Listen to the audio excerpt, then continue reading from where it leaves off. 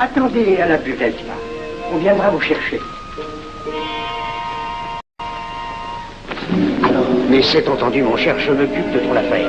Tu peux compter sur moi. C'est très important. Mais c'est entendu, excuse-moi, la tenue va commencer, je suis un peu en retard. Bien.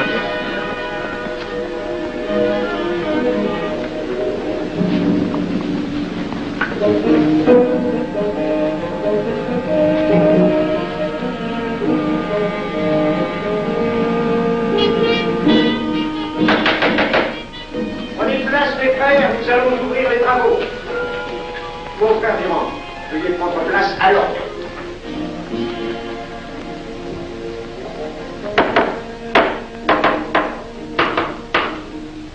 Frère premier surveillant, êtes-vous franc-maçon? Mes frères me reconnaissent comme tel, vénérable maître. Frère second surveillant, quel âge avez-vous? 3 ans, vénérable maître. Frère premier surveillant, quel est le premier devoir d'un surveillant en loge? Vénérable maître, c'est de s'assurer que le temple est couvert. Veuillez nous en faire assurer par le frère couvreur.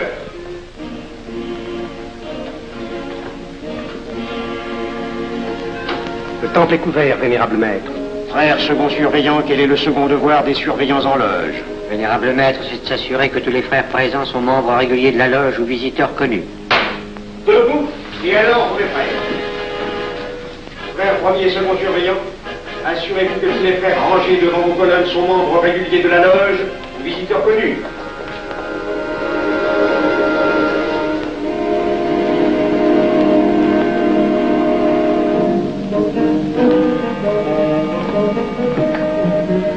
Vénérable maître, les frères qui décorent l'une et l'autre colonne sont membres réguliers de la loge ou visiteurs connus.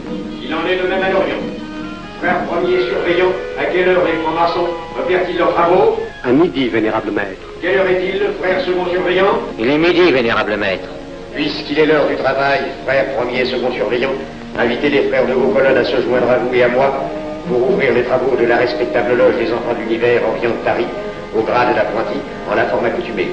À moi, mes frères, par le signe, la triple batterie et l'acclamation.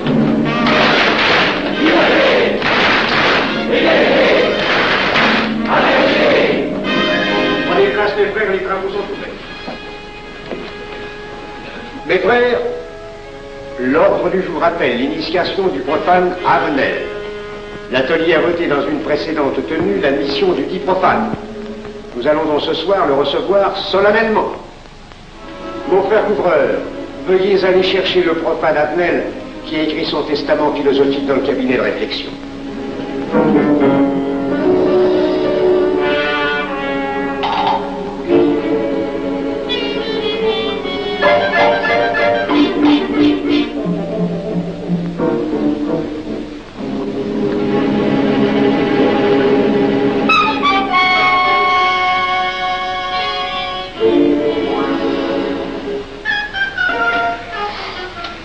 Rigolo leur truc.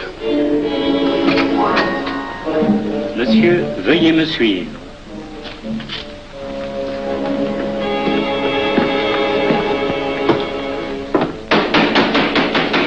Qui frappe ainsi régulièrement à la porte du temple? Vénérable maître, c'est un profane qui demande à être reçu maçon s'il en est jugé digne. Frères, armez-vous de vos glaives. Faites entrer le profane.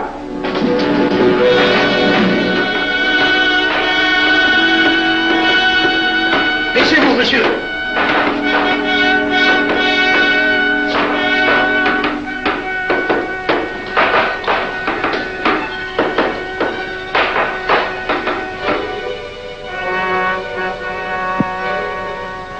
monsieur, cette épée que vous sentez sur votre poitrine est toujours levée pour punir le parjure. Elle est le symbole du remords qui déchirerait votre cœur si vous deveniez traître à la société dans laquelle vous voulez entrer. Est-ce de votre propre volonté, en pleine liberté, que vous vous présentez parmi nous? Oui. C'est une institution qui ne procède que d'elle-même. Elle prend sa force dans la raison. Persistez-vous toujours dans vos intentions? Êtes-vous bien déterminé à vous soumettre aux épreuves, quelles qu'elles puissent être? J'y consens. En ce cas, confiez-vous à la main qui va diriger vos pas. Mais, comme il serait imprudent de s'imposer des obligations dont on ne connaîtrait pas l'étendue, il est de la sagesse de cette respectable assemblée de vous dire quels seront vos devoirs si elle vous admet dans son sein. Le premier est un devoir absolu de secret sur tout ce que vous pourrez entendre et découvrir parmi nous, ainsi que sur tout ce que vous verrez et saurez par la suite. Je dois exiger de vous un serment prêté sur la coupe des libations. Consentez-vous à le prêter? Oui. Frère expert, faites approcher le profane. Et vous, maître des cérémonies, apportez la coupe des serments. Présentez la coupe au profane.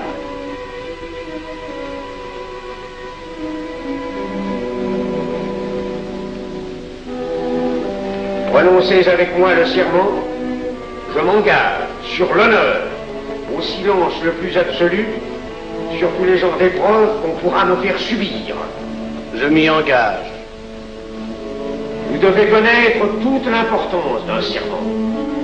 Si jamais vous manquiez à une parole aussi solennellement donnée, buvez. Buvez! Buvez! Que ce breuvage amer soit pour vous le symbole de l'amertume et du remords que laisserait dans votre cœur le parjure qui aurait souillé vos lèvres. Frère expert, emparez-vous du profane et faites-lui faire son premier voyage.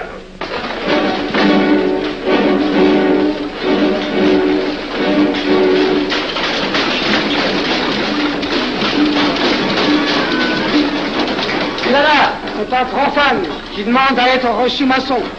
Comment ose-t-il l'espérer? C'est qu'il est libre et de bonne mœurs. Puisqu'il en est ainsi, qu'il passe.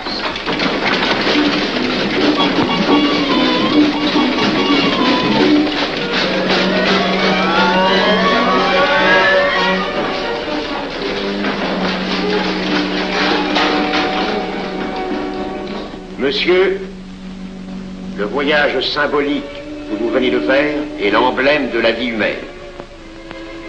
Le bruit que vous avez entendu figure les passions qui l'agitent.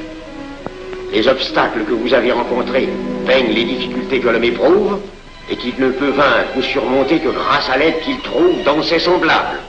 Frère expert, faites faire le deuxième voyage.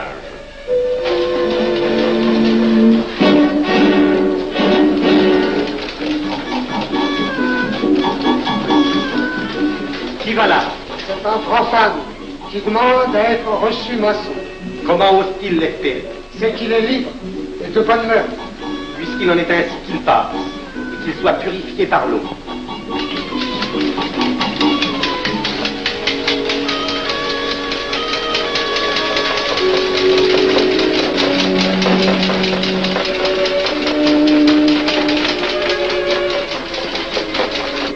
Monsieur, nous avons procédé à l'épreuve de l'eau qui représente l'épuration de votre esprit naissant à la vie maçonnique. Votre cœur doit être limpide comme l'eau pure. Frère expert, faites faire le troisième voyage.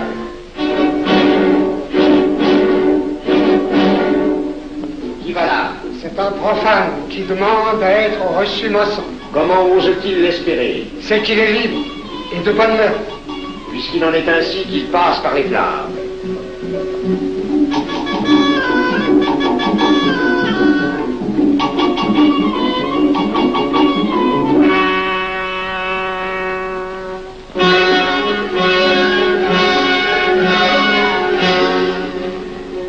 Monsieur, Les flammes dont vous avez été environnés ont achevé vos épreuves.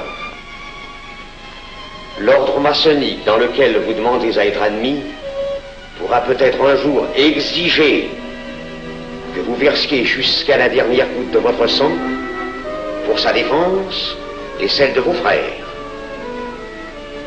Je vais maintenant vous faire prêter serment à la franc-maçonnerie. Frère expert, amenez le profane à l'hôtel. Les frères, debout, à l'ordre et glaive aux mains.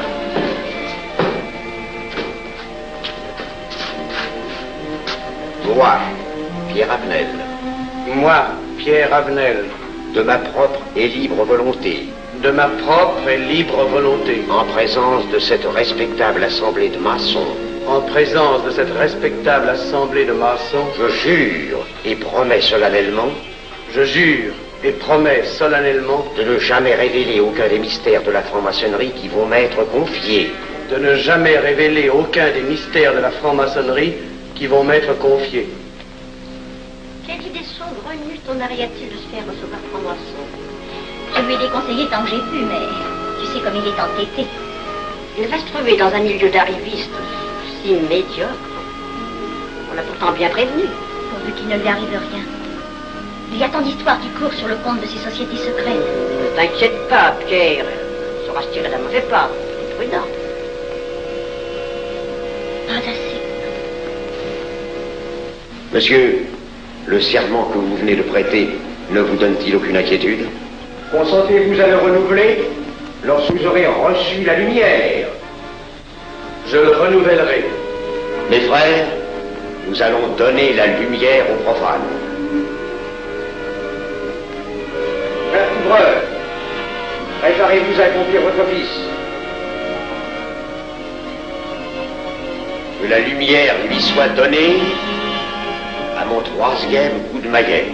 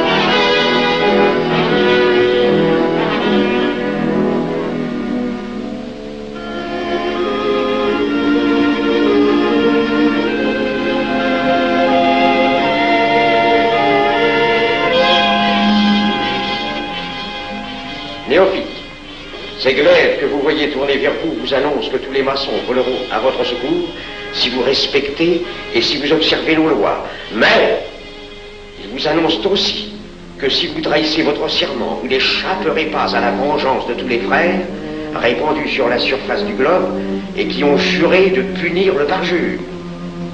Le jurez-vous, mes frères?